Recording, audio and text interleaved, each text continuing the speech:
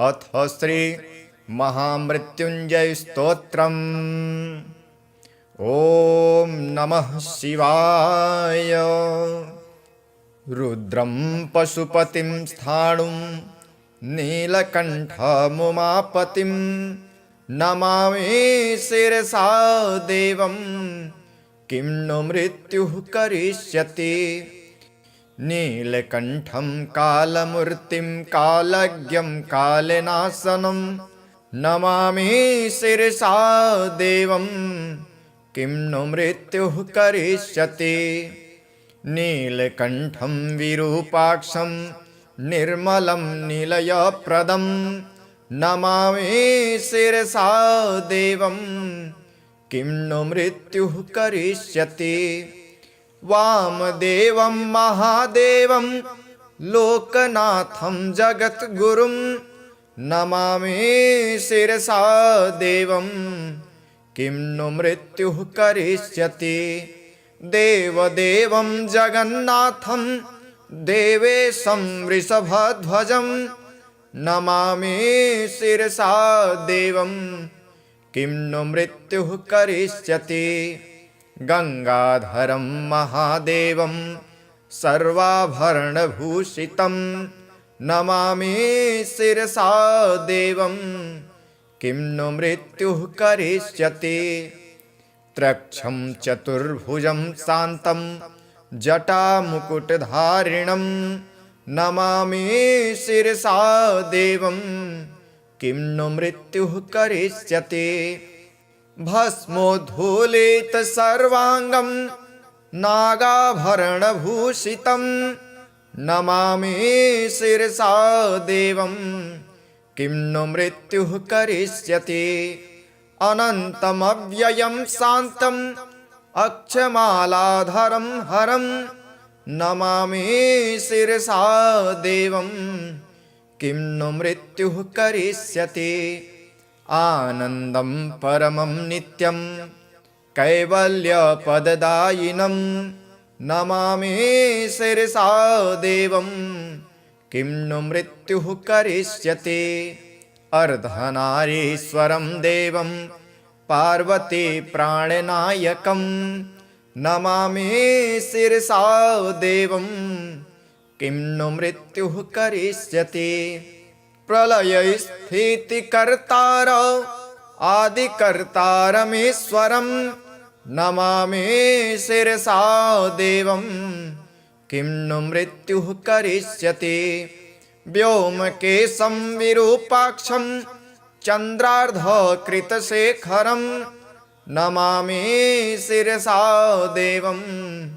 किं नु मृत्युः करिष्यति।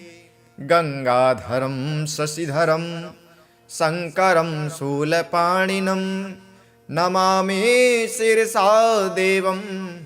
किं नु मृत्युः करिष्यति। अनाथः परमानन्दं कैवल्यः पदगामिनं नमामि शिरसा देवं। किं नु मृत्युः करिष्यति। स्वर्गापवर्गदातारं सृष्टिस्थित्यन्तकारणं नमामि शिरसा देवं। किं नु मृत्युः करिष्यति। कल्पायुर्देहि मे पुण्यं यावदायुगरोगतां नमामि शिरसा देवं। किं नु मृत्युः करिष्यति। शिवेशानां महादेवं वामदेवं सदाशिवं नमामि शिरसा देवं। किं नु मृत्युः करिष्यति। उत्पत्तिस्थितिसंहार कर्तारमीश्वरं गुरुं नमामि शिरसा देवं। किं नु मृत्युः करिष्यति। मार्कण्डेयकृतं स्तोत्रं यः पठेत् शिवसन्निधौ तस्य मृत्युभयं नास्ति नाग्निचोरभयं क्वचित्। शतावर्तं प्रकर्तव्यं संकटे कष्टनाशनं शुचिर्भूत्वा पठेत् स्तोत्रं सर्वसिद्धिप्रदायकम्।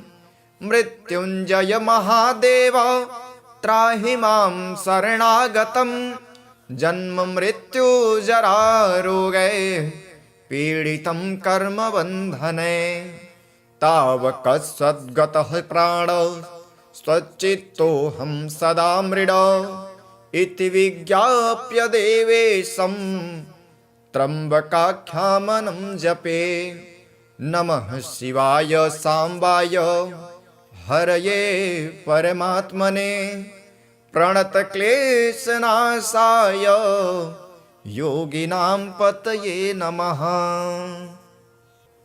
श्रीगणेशाय नमः। अथ श्री कुलदेवी स्तोत्रम्। नमस्ते श्री कुलदेवी कुलाराध्या कुलेश्वरी कुलसंरक्षणी माता कौलिक ज्ञान प्रकाशिनी वन्दे श्रीकुलपूज्या त्वं कुलाम्बा कुलरक्षिणी वेदमाता जगन्माता लोकमाता हितैषिणी आदिशक्ति समुद्भूता त्वया हि कुलस्वामिनी विश्ववन्द्या महाघोरां त्राहि मां शरणागतः त्रैलोक्यहृदयं शोभे देवी त्वं परमेश्वरी भक्तानुग्रहकारिणी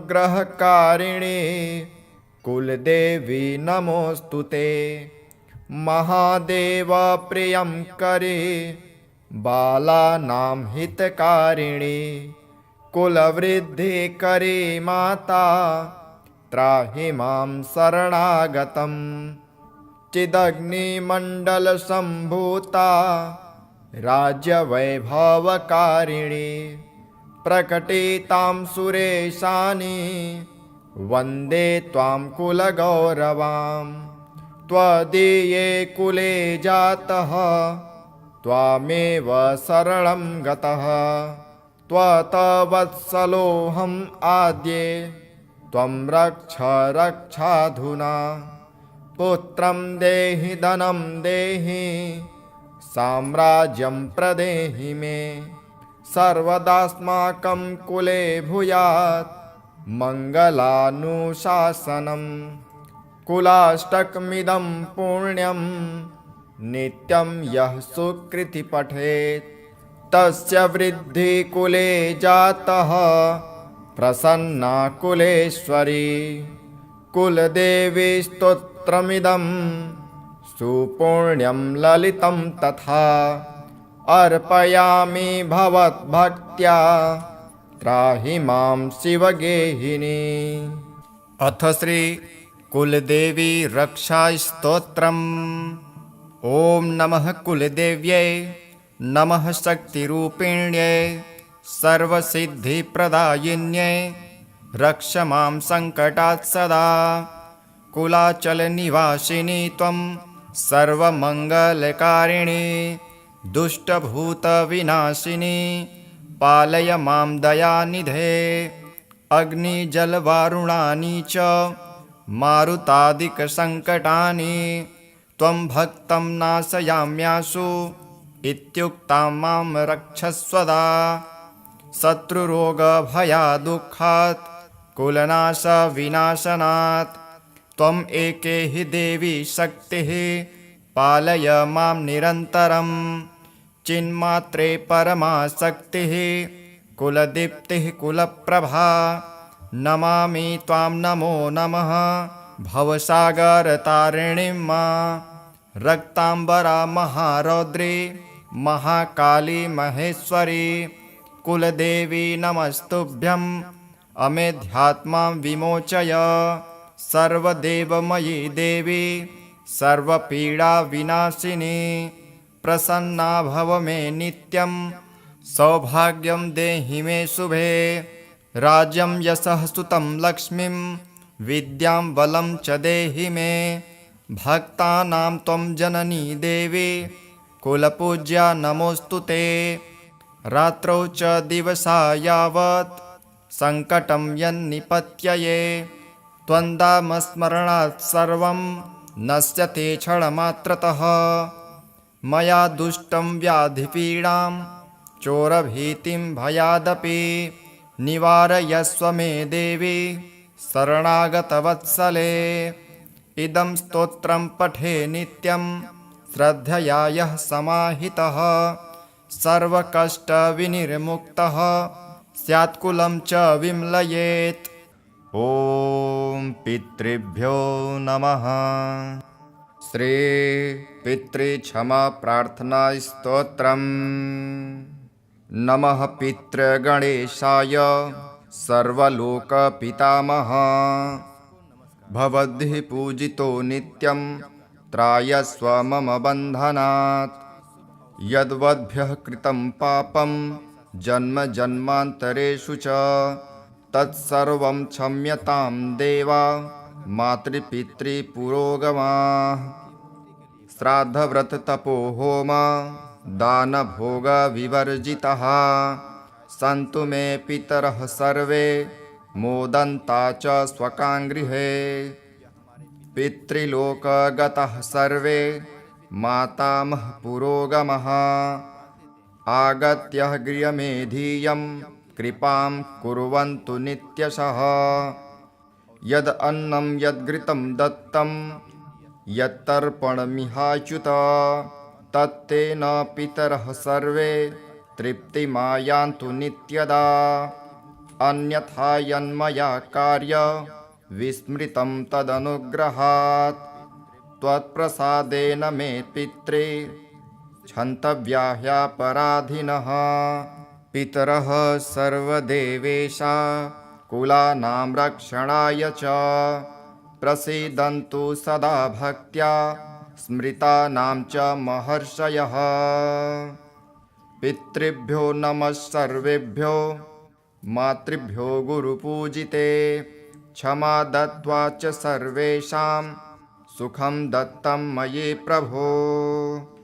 कृपया पितरः सर्वे दोषान् मुक्त्वा यथार्हणम् आशीर्वदन्तु नित्यं मे मोक्षलाभाय भूयसा।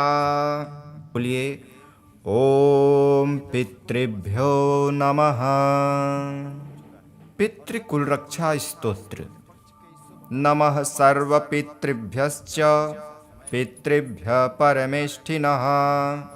कुलस्य रक्षणार्थाय स्मरामि हृदि निश्चितं। येषां कृपाबलात् धर्मः सत्यं श्रद्धा च वर्धते ते पितरः प्रसीदन्तु रक्षां ददातु मे सदा। स्वधाकार प्रियां नित्यं स्वधा भोजी महायश ते पितरः कृपालुश्च गृहं मे सुखमावहत्। कुलदेवतया सार्धं पितरः सर्वदा स्थिताः कुलस्य मङ्गलं कुर्युः सङ्कटं नाशयन्तु ते।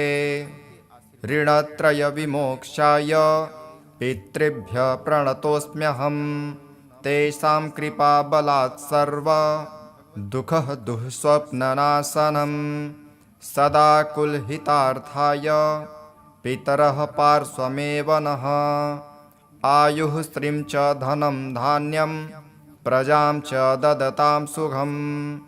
यत्कृतं पापकर्माणि यच्चापराधनं कृतं पितरः क्षन्तुमर्हन्तु प्रसन्ना सर्वदा सदा।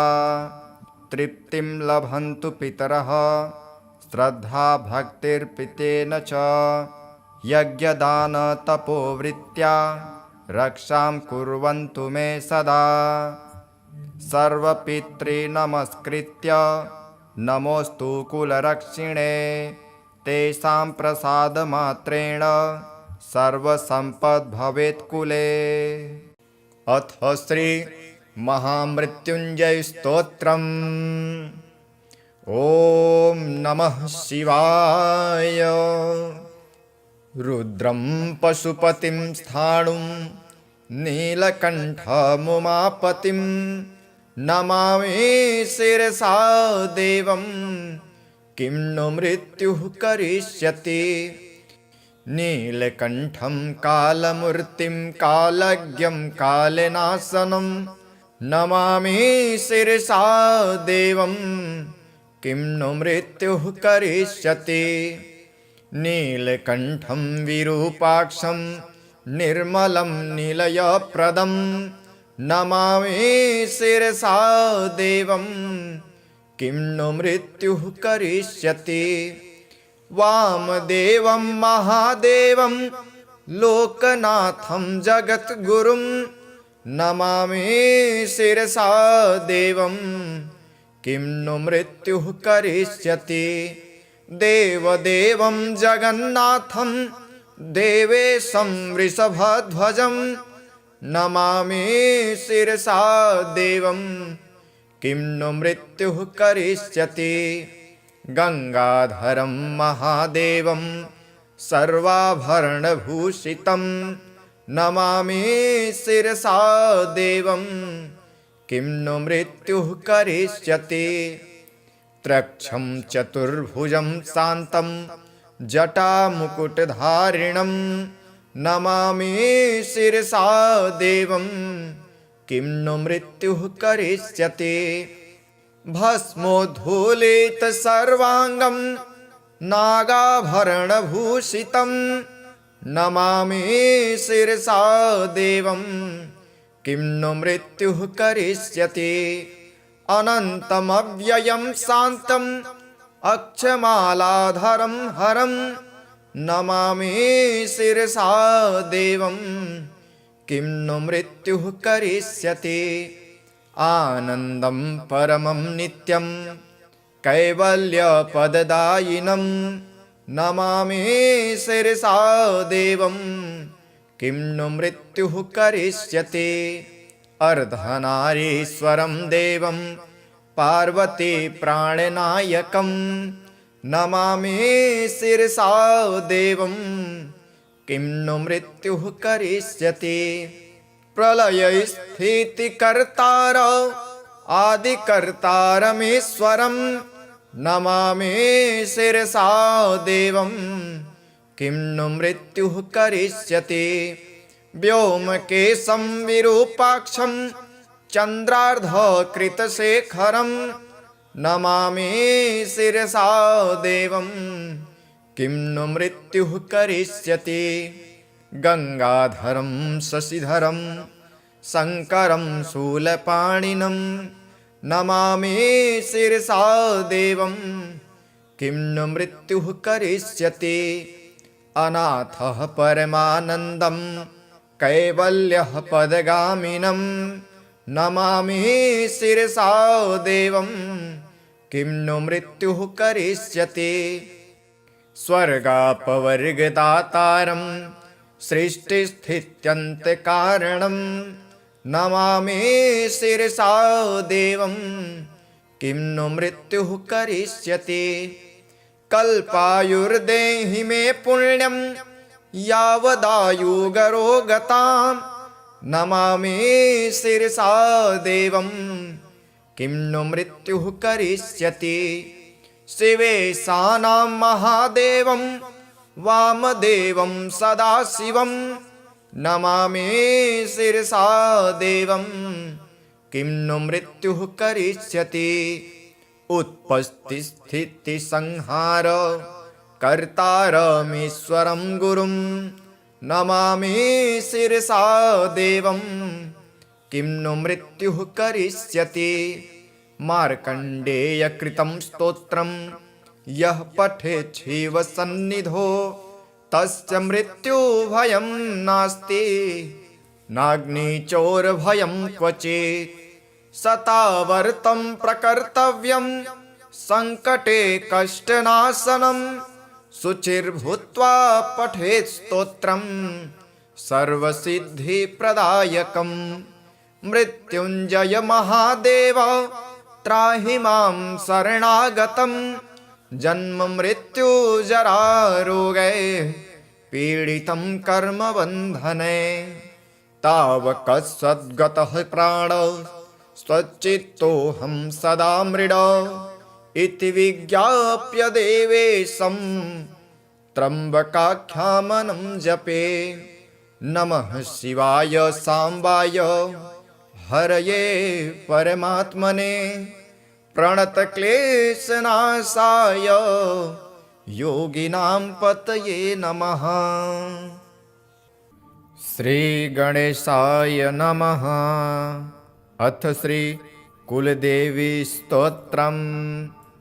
नमस्ते श्री कुलदेवी कुलाराध्या कुलेश्वरी कुलसंरक्षणी माता कौलिक ज्ञान प्रकाशिनी। वंदे श्री कुलपूज्या त्वं कुलाम्बा कुलरक्षिणी। वेदमाता जगन्माता लोकमाता हितैषिणी। आदिशक्ति समुद्भूता त्वया हि कुलस्वामिनी।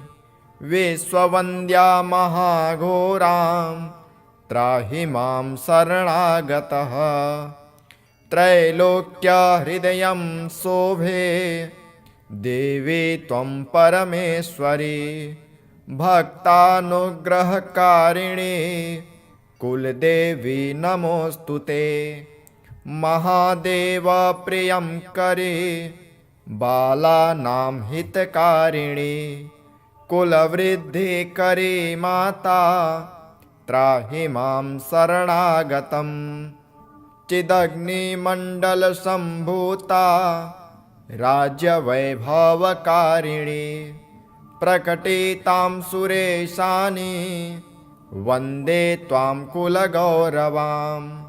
त्वदीये कुले जातः त्वामेव शरणं गतः। त्वत्वत्सलोऽहम् आद्ये त्वं रक्ष रक्षाधुना। पुत्रं देहि धनं देहि साम्राज्यं प्रदेहि मे। सर्वदास्माकं कुले भूयात् मङ्गलानुशासनम्। कुलाष्टकमिदं पुण्यं नित्यं यः सुकृति पठेत् तस्य वृद्धि कुले जातः प्रसन्ना कुलेश्वरी। कुलदेवी स्तोत्रमिदं सुपुण्यं ललितं तथा अर्पयामि भवद्भक्त्या त्राहि मां शिवगेहिनी। अथ श्री कुलदेवी रक्षा स्तोत्रम्। ॐ नमः कुलदेव्यै नमः शक्तिरूपिण्यै सर्वसिद्धिप्रदायिन्यै रक्ष मां सङ्कटात् सदा। कुलाचलनिवासिनी त्वं सर्वमङ्गलकारिणी। दुष्टभूतविनाशिनी पालय मां दयानिधे। अग्निजलवारुणानि च मारुतादिकसङ्कटानि त्वं भक्तं नाशयाम्याशु इत्युक्तां मां रक्षस्वदा। शत्रुरोगभयादुःखात् कुलनाशविनाशनात् त्वम् एके हि देवी शक्तिः पालय मां निरन्तरम्। चिन्मात्रे परमाशक्तिः कुलदीप्तिः कुलप्रभा। नमामि त्वां नमो नमः भवसागरतारिणीं मां। रक्ताम्बरा महारौद्री महाकाली महेश्वरी कुलदेवी नमस्तुभ्यम्। अमेध्यात्मां विमोचय सर्वदेवमयी देवी सर्वपीडाविनाशिनी। प्रसन्ना भव मे नित्यं सौभाग्यं देहि मे शुभे। राज्यं यशः सुतं लक्ष्मीं विद्यां बलं च देहि मे। भक्तानां त्वं जननी देवी कुलपूज्या नमोऽस्तु ते। रात्रौ च दिवसा यावत् सङ्कटं यन्निपत्यये त्वन्दामस्मरणात् सर्वं नश्यते क्षणमात्रतः। मया दुष्टं व्याधिपीडां चोरभीतिं भयादपि निवारयस्व मे देवी शरणागतवत्सले। इदं स्तोत्रं पठे नित्यं श्रद्धया यः समाहितः सर्वकष्टविनिर्मुक्तः स्यात्कुलं च विम्लयेत्। ॐ पितृभ्यो नमः। श्री पितृक्षमा प्रार्थना स्तोत्रम्। नमः पितृगणेशाय सर्वलोकपितामह। भवद्भिः पूजितो नित्यं त्रायस्व मम बन्धनात्। यद्वद्भ्यः कृतं पापं जन्म जन्मान्तरेषु च तत्सर्वं क्षम्यतां देवा मातृपितृपुरोगमाः। श्राद्धव्रततपोहोम दानभोगविवर्जिताः सन्तु मे पितरः सर्वे मोदन्ता च स्वकाङ्गृहे। पितृलोकगताः सर्वे मातामहः पुरोगमः आगत्य गृहमेधीयं कृपां कुर्वन्तु नित्यशः। यद् अन्नं यद्घृतं दत्तं यत्तर्पणमिहाच्युत तत्तेन पितरः सर्वे तृप्तिमायान्तु नित्यदा। अन्यथा यन्मया कार्य विस्मृतं तदनुग्रहात् त्वत्प्रसादेन मे पित्रे क्षन्तव्या ह्यपराधिनः। पितरः सर्वदेवेशा कुलानां रक्षणाय च प्रसीदन्तु सदा भक्त्या स्मृतानां च महर्षयः। पितृभ्यो नमः सर्वेभ्यो मातृभ्यो गुरुपूजिते क्षमा दत्त्वा च सर्वेषां सुखं दत्तं मयि प्रभो। कृपया पितरः सर्वे दोषान् मुक्त्वा यथार्हणम् आशीर्वदन्तु नित्यं मे मोक्षलाभाय भूयसा। बोलिए ओम पितृभ्यो नमः। पितृकुल रक्षा स्तोत्र। नमः सर्वपितृभ्यश्च पितृभ्यः परमेष्ठिनः। कुलस्य रक्षणार्थाय स्मरामि हृदि निश्चितं। येषां कृपाबलात् धर्मः सत्यं श्रद्धा च वर्धते ते पितरः प्रसीदन्तु रक्षां ददातु मे सदा। स्वधाकार प्रियां नित्यं स्वधा भोजी महायश ते पितरः कृपालुश्च गृहं मे सुखमावहत्। कुलदेवतया सार्धं पितरः सर्वदा स्थिताः कुलस्य मङ्गलं कुर्युः सङ्कटं नाशयन्तु ते। ऋणत्रयविमोक्षाय पितृभ्यः प्रणतोऽस्म्यहं तेषां कृपाबलात् सर्व दुःखः दुःस्वप्ननाशनं। सदा कुलहितार्थाय पितरः पार्श्वमेव नः। आयुः श्रियं च धनं धान्यं प्रजां च ददतां सुखं। यत्कृतं पापकर्माणि यच्चापराधनं कृतं पितरः क्षन्तुमर्हन्तु प्रसन्ना सर्वदा सदा। तृप्तिं लभन्तु पितरः श्रद्धा भक्तिर्पितेन च।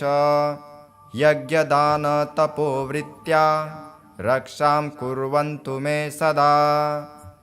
सर्वपितॄनमस्कृत्य नमोऽस्तु कुलरक्षिणे तेषां प्रसादमात्रेण सर्वसम्पद्भवेत् कुले। अथ श्री महामृत्युञ्जय स्तोत्रम्। ॐ नमः शिवाय। रुद्रं पशुपतिं स्थाणुं नीलकण्ठमुमापतिं नमामि शिरसा देवं किं नु मृत्युः करिष्यति।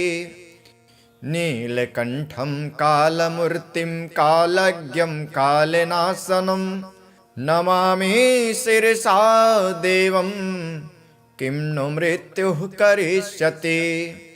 नीलकण्ठं विरूपाक्षं निर्मलं निलयप्रदं नमामि शिरसा देवं किं नु मृत्युः करिष्यति।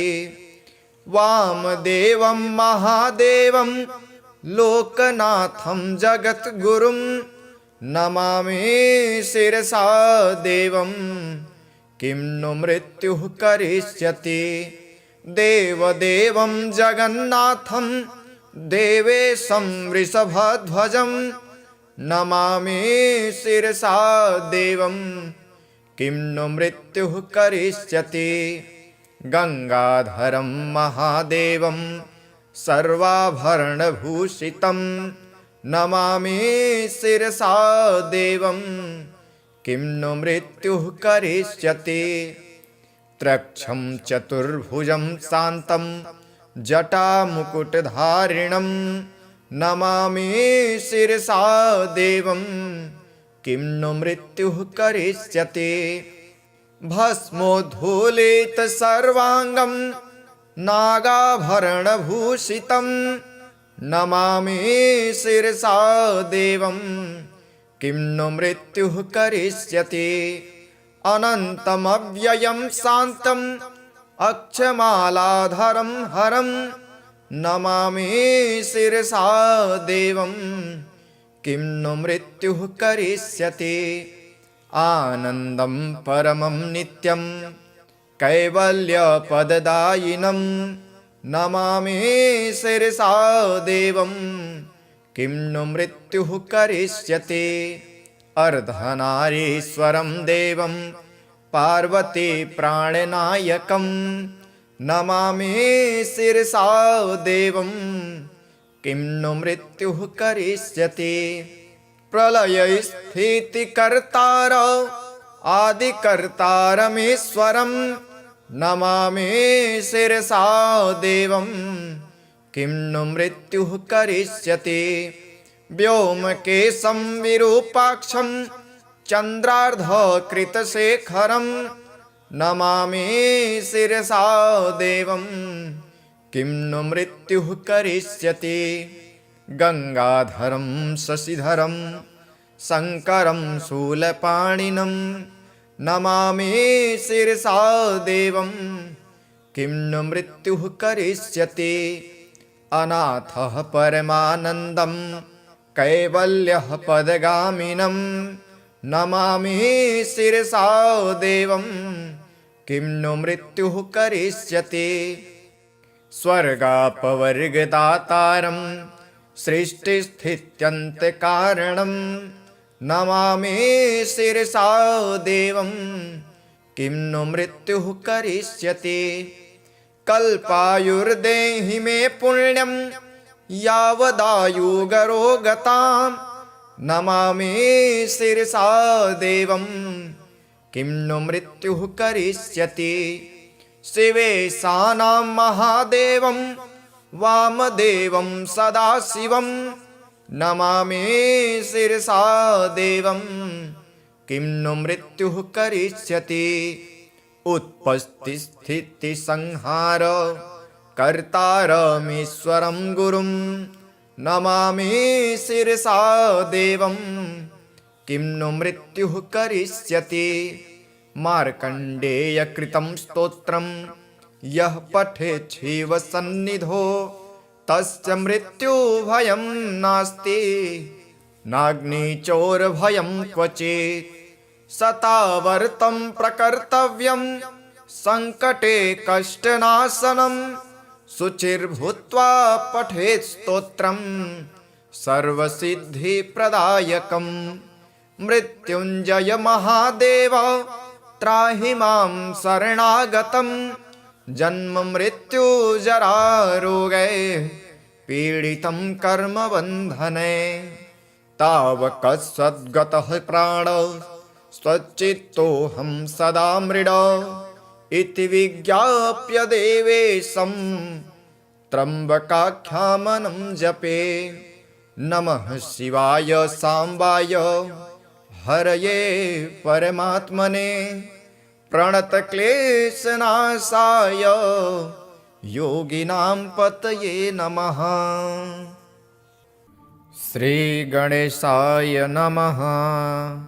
अथ श्री कुलदेवी स्तोत्रम्। नमस्ते श्रीकुलदेवी कुलाराध्या कुलेश्वरी कुलसंरक्षणी माता कौलिकज्ञानप्रकाशिनी। वन्दे श्रीकुलपूज्या त्वं कुलाम्बा कुलरक्षिणी। वेदमाता जगन्माता लोकमाता हितैषिणी। आदिशक्ति समुद्भूता त्वया हि कुलस्वामिनी। विश्ववन्द्या महाघोरां त्राहि मां शरणागतः। त्रैलोक्यहृदयं शोभे देवी त्वं परमेश्वरी। भक्तानुग्रहकारिणी कुलदेवी नमोऽस्तु ते। महादेव प्रियं करे बालानां हितकारिणी। कुलवृद्धिकरी माता त्राहि मां शरणागतम्। चिदग्निमण्डलसम्भूता राज्यवैभवकारिणी।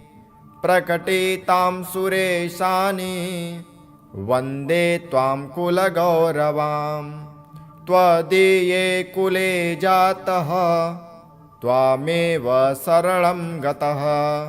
त्वत्वत्सलोऽहम् आद्ये त्वं रक्ष रक्षाधुना।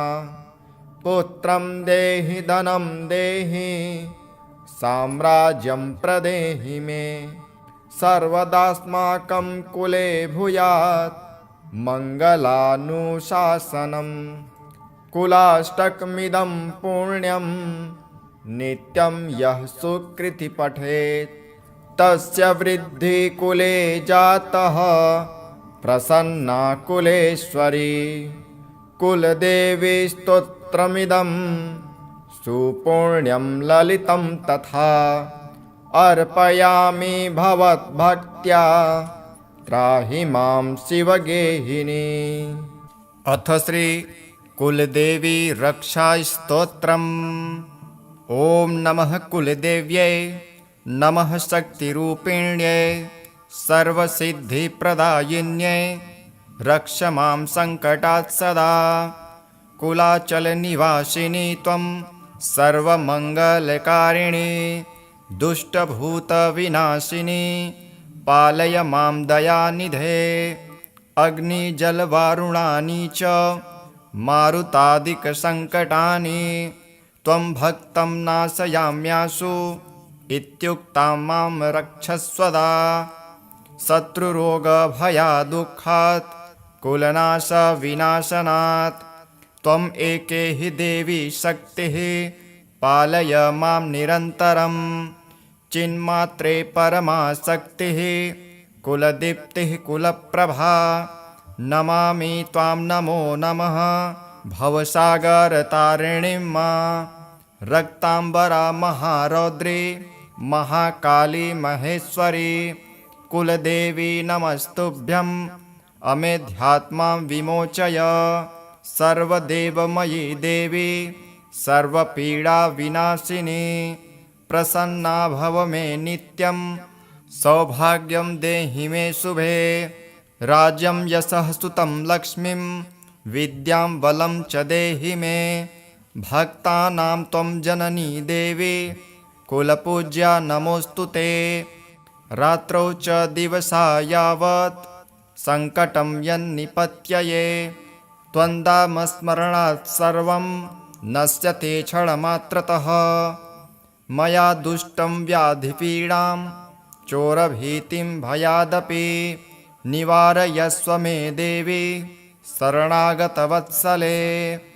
इदं स्तोत्रं पठे नित्यं श्रद्धया यः समाहितः सर्वकष्टविनिर्मुक्तः स्यात्कुलं च विम्लयेत्। ॐ पितृभ्यो नमः। श्री पितृक्षमा प्रार्थना स्तोत्रम्। नमः पितृगणेशाय सर्वलोकपितामहः भवद्भिः पूजितो नित्यं त्रायस्व मम बन्धनात् यद्वद्भ्यः कृतं पापं जन्म जन्मान्तरेषु च तत्सर्वं क्षम्यतां देवा मातृपितृपुरोगमाः श्राद्धव्रततपोहोम दानभोगविवर्जिताः सन्तु मे पितरः सर्वे मोदन्ता च स्वकाङ्गृहे पितृलोकगतः सर्वे मातामहः पुरोगमः आगत्य गृहमेधीयं कृपां कुर्वन्तु नित्यशः यद् अन्नं यद्घृतं दत्तं यत्तर्पणमिहाच्युत तत्तेन पितरः सर्वे तृप्तिमायान्तु नित्यदा अन्यथा यन्मया कार्य विस्मृतं तदनुग्रहात् त्वत्प्रसादेन मे पित्रे क्षन्तव्याह्यापराधिनः पितरः सर्वदेवेशा कुलानां रक्षणाय च प्रसीदन्तु सदा भक्त्या स्मृतानां च महर्षयः पितृभ्यो नमः सर्वेभ्यो मातृभ्यो गुरुपूजिते क्षमा दत्त्वा च सर्वेषां सुखं दत्तं मयि प्रभो कृपया पितरः सर्वे दोषान् मुक्त्वा यथार्हणम् आशीर्वदन्तु नित्यं मे मोक्षलाभाय भूयसा। बोलिए ओम पितृभ्यो नमः।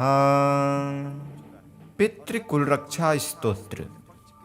नमः सर्वपितृभ्यश्च पितृभ्यः परमेष्ठिनः कुलस्य रक्षणार्थाय स्मरामि हृदि निश्चितं येषां कृपाबलात् धर्मः सत्यं श्रद्धा च वर्धते ते पितरः प्रसीदन्तु रक्षां ददातु मे सदा स्वधाकार प्रियां नित्यं स्वधा भोजी महायश ते पितरः कृपालुश्च गृहं मे सुखमावहत् कुलदेवतया सार्धं पितरः सर्वदा स्थिताः कुलस्य मङ्गलं कुर्युः संकटं नाशयन्तु ते ऋणत्रयविमोक्षाय पितृभ्यः प्रणतोऽस्म्यहं तेषां कृपाबलात् सर्व दुःखः दुःस्वप्ननाशनं सदा कुलहितार्थाय पितरः पार्श्वमेव नः आयुः श्रीं च धनं धान्यं प्रजां च ददतां सुखं यत्कृतं पापकर्माणि यच्चापराधनं कृतं पितरः क्षन्तुमर्हन्तु प्रसन्ना सर्वदा सदा तृप्तिं लभन्तु पितरः श्रद्धा भक्तिर्पितेन च यज्ञदानतपोवृत्त्या रक्षां कुर्वन्तु मे सदा सर्वपितॄनमस्कृत्य नमोऽस्तु कुलरक्षिणे तेषां प्रसादमात्रेण सर्वसम्पद् कुले। अथ श्री महामृत्युञ्जय स्तोत्रम्। ॐ नमः शिवाय। रुद्रं पशुपतिं स्थाणुं नीलकण्ठमुमापतिं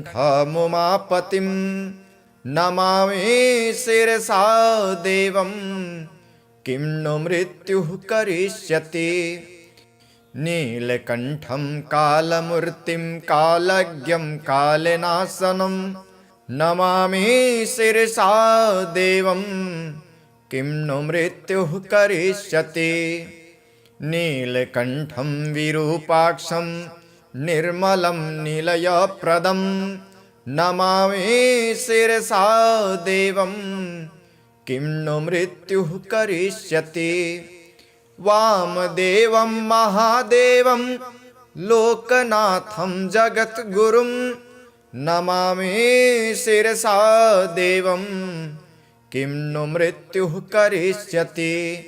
देवदेवं जगन्नाथं देवेशं वृषभध्वजं नमामि शिरसा देवं किं नु मृत्युः करिष्यति। गंगाधरं महादेवं सर्वाभरणभूषितं नमामि शिरसा देवं किं नु मृत्युः करिष्यति। त्रक्षं चतुर्भुजं शान्तं जटामुकुटधारिणं नमामि शिरसा देवं किं नु मृत्युः करिष्यति। भस्मोद्धूलितसर्वाङ्गं नागाभरणभूषितं नमामि शिरसा देवं किं नु मृत्युः करिष्यति। अनन्तमव्ययं शान्तम् अक्षमालाधरं हरं नमामि शिरसा देवं किं नु मृत्युः करिष्यति। आनन्दं परमं नित्यं कैवल्यपददायिनं नमामि शिरसा देवं किं नु मृत्युः करिष्यति। अर्धनारीश्वरं देवं पार्वती प्राणनायकं नमामि शिरसा देवं किं नु मृत्युः करिष्यति। प्रलयस्थितिकर्तार आदिकर्तारमीश्वरं नमामि शिरसा देवं किं नु मृत्युः करिष्यति। व्योमकेशं विरूपाक्षं चन्द्रार्धकृतशेखरं नमामि शिरसा देवं किं नु मृत्युः करिष्यति। गंगाधरं शशिधरं शङ्करं शूलपाणिनं नमामि शिरसा देवं किं नु मृत्युः करिष्यति। अनाथः परमानन्दं कैवल्यः पदगामिनं नमामि शिरसा देवं किं नु मृत्युः करिष्यति। स्वर्गापवर्गदातारं सृष्टिस्थित्यन्तकारणं नमामि शिरसा देवं किं नु मृत्युः करिष्यति। कल्पायुर्देहि मे पुण्यं यावदायुगरोगतां नमामि शिरसा देवं किं नु मृत्युः करिष्यति। शिवेशानां महादेवं वामदेवं सदाशिवं नमामि शिरसा देवं किं नु मृत्युः करिष्यति। उत्पत्तिस्थितिसंहार कर्तारमीश्वरं गुरुं नमामि शिरसा देवं किं नु मृत्युः करिष्यति। मार्कण्डेयकृतं स्तोत्रं यः पठेत् शिवसन्निधौ तस्य मृत्युभयं नास्ति नाग्निचोरभयं क्वचित्। शतावर्तं प्रकर्तव्यं संकटे कष्टनाशनं शुचिर्भूत्वा पठेत् स्तोत्रं सर्वसिद्धिप्रदायकं। मृत्युञ्जय महादेव त्राहि मां शरणागतं जन्म मृत्यु जरा रोगै पीडितं कर्मबन्धने। तावकसद्गतः प्राण स्वच्चित्तोऽहं सदा मृड इति विज्ञाप्य देवेशं त्र्यम्बकाख्यामनं जपे। नमः शिवाय साम्बाय हरये परमात्मने प्रणतक्लेशनाशाय योगिनां पतये नमः। श्रीगणेशाय नमः। अथ श्री कुलदेवी स्तोत्रम्। नमस्ते श्री कुलदेवी कुलाराध्या कुलेश्वरी कुलसंरक्षणी माता कौलिकज्ञानप्रकाशिनी वन्दे श्रीकुलपूज्या त्वं कुलाम्बा कुलरक्षिणी वेदमाता जगन्माता लोकमाता हितैषिणी आदिशक्ति समुद्भूता त्वया हि कुलस्वामिनी विश्ववन्द्या महाघोरां त्राहि मां शरणागतः त्रैलोक्यहृदयं शोभे देवी त्वं परमेश्वरी भक्तानुग्रहकारिणी कुलदेवी नमोऽस्तु ते महादेव प्रियं करे बालानां हितकारिणी कुलवृद्धिकरी माता त्राहि मां शरणागतं चिदग्निमण्डलसम्भूता राज्यवैभवकारिणी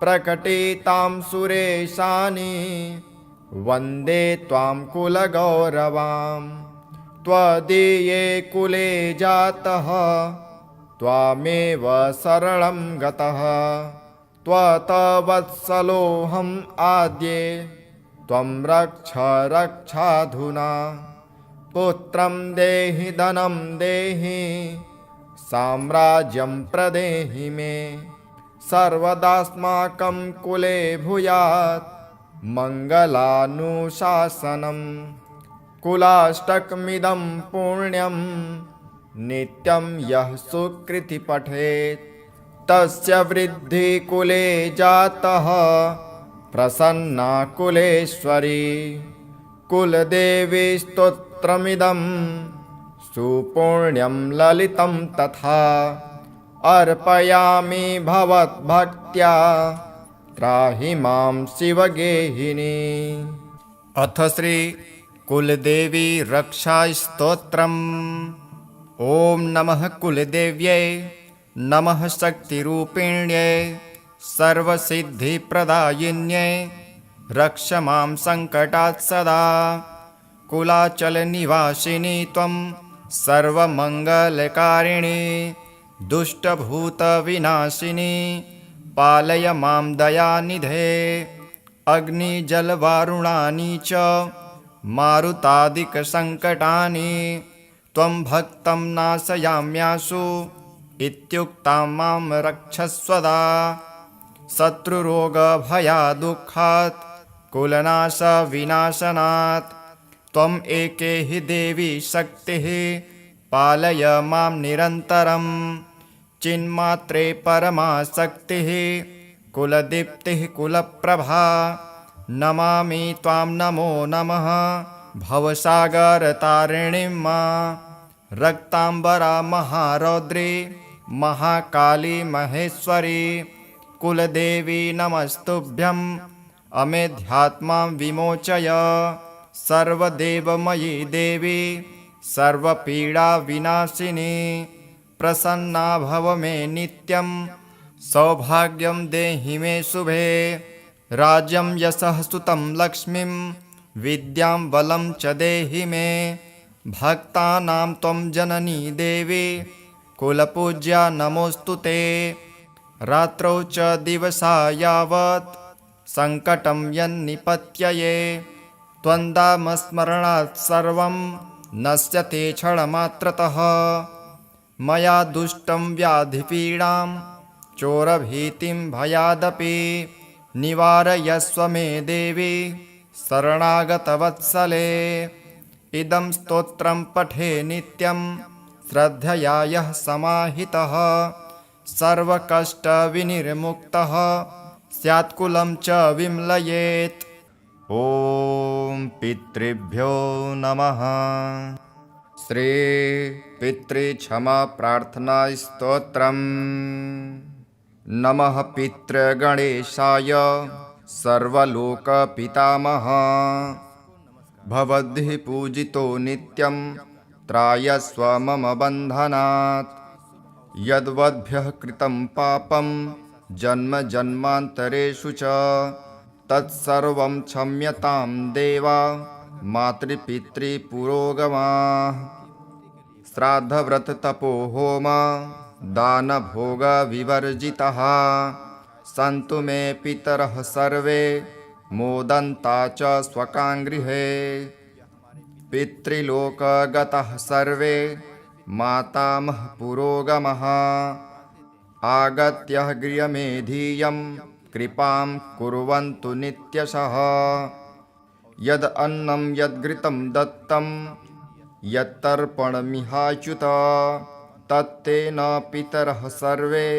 तृप्तिमायान्तु नित्यदा अन्यथा यन्मया कार्य विस्मृतं तदनुग्रहात् त्वत्प्रसादेन मे पित्रे क्षन्तव्याह्यापराधिनः पितरः सर्वदेवेशा कुलानां रक्षणाय च प्रसीदन्तु सदा भक्त्या स्मृतानां च महर्षयः पितृभ्यो नमः सर्वेभ्यो मातृभ्यो गुरुपूजिते क्षमा दत्त्वा च सर्वेषां सुखं दत्तं मयि प्रभो कृपया पितरः सर्वे दोषान् मुक्त्वा यथार्हणम् आशीर्वदन्तु नित्यं मे मोक्षलाभाय भूयसा।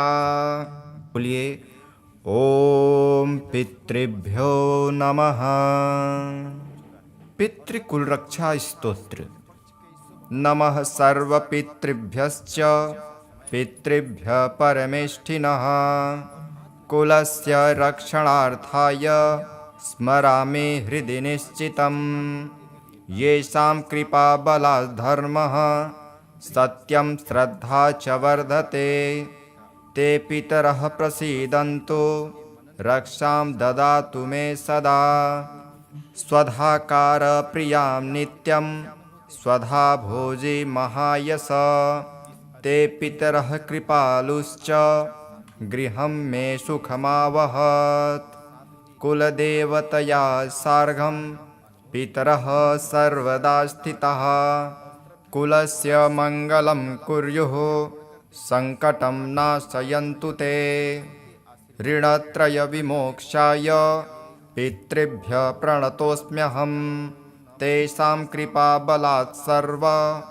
दुःखः दुःस्वप्ननाशनं सदा कुलहितार्थाय पितरः पार्श्वमेव नः आयुः श्रियं च धनं धान्यं प्रजां च ददतां सुखं यत्कृतं पापकर्माणि यच्चापराधनं कृतं पितरः क्षन्तुमर्हन्तु प्रसन्ना सर्वदा सदा तृप्तिं लभन्तु पितरः श्रद्धा भक्तिर्पितेन च यज्ञदानतपोवृत्त्या रक्षां कुर्वन्तु मे सदा सर्वपितॄनमस्कृत्य नमोऽस्तु कुलरक्षिणे तेषां प्रसादमात्रेण सर्वसम्पद् कुले।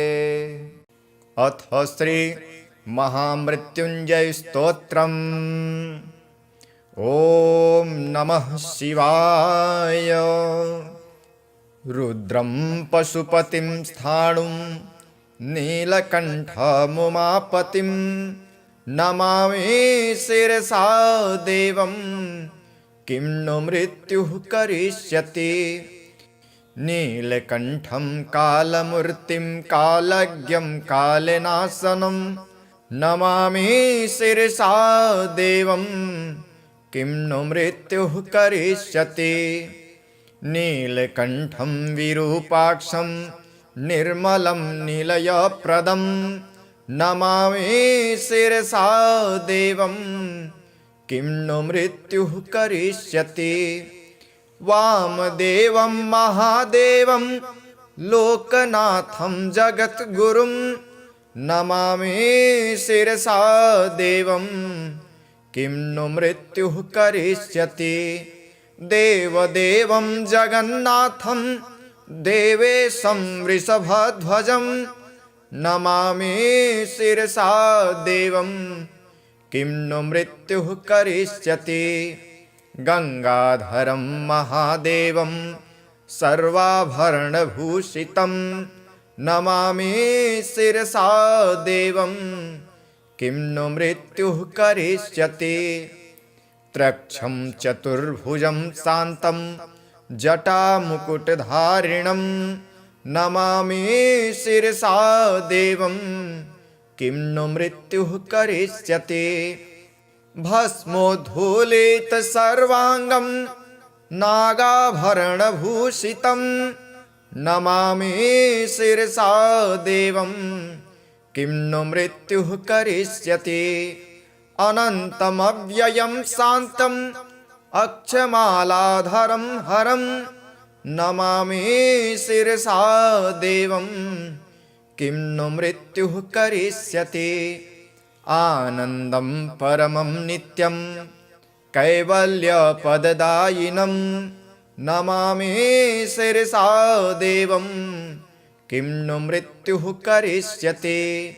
अर्धनारीश्वरं देवं पार्वती प्राणनायकं नमामि शिरसा देवं किं नु मृत्युः करिष्यति। प्रलयस्थितिकर्तार आदिकर्तारमीश्वरं नमामि शिरसा देवं किं नु मृत्युः करिष्यति। व्योमकेशं विरूपाक्षं चन्द्रार्धकृतशेखरं नमामि शिरसा देवं किं नु मृत्युः करिष्यति। गंगाधरं शशिधरं शङ्करं शूलपाणिनं नमामि शिरसा देवं किं नु मृत्युः करिष्यति। अनाथः परमानन्दं कैवल्यः पदगामिनं नमामि शिरसा देवं किं नु मृत्युः करिष्यति। स्वर्गापवर्गदातारं सृष्टिस्थित्यन्तकारणं नमामि शिरसा देवं किं नु मृत्युः करिष्यति।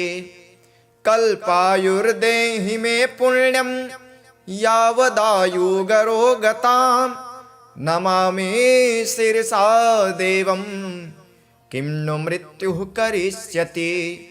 शिवेशानां महादेवं वामदेवं सदाशिवं नमामि शिरसा देवं किं नु मृत्युः करिष्यति। उत्पत्तिस्थितिसंहार कर्तारमीश्वरं गुरुं नमामि शिरसा देवं किं नु मृत्युः करिष्यति। मार्कण्डेयकृतं स्तोत्रं यः पठेत् शिवसन्निधौ तस्य मृत्युभयं नास्ति नाग्निचोरभयं क्वचित्। शतावर्तं प्रकर्तव्यं संकटे कष्टनाशनं शुचिर्भूत्वा पठेत् स्तोत्रं सर्वसिद्धिप्रदायकं। मृत्युञ्जय महादेव त्राहि मां शरणागतं जन्म मृत्यु जरा रोगैः पीडितं कर्मबन्धने। तावकसद्गतः प्राण स्वच्चित्तोऽहं सदा मृड इति विज्ञाप्य देवेशं त्र्यम्बकाख्यामनं जपे।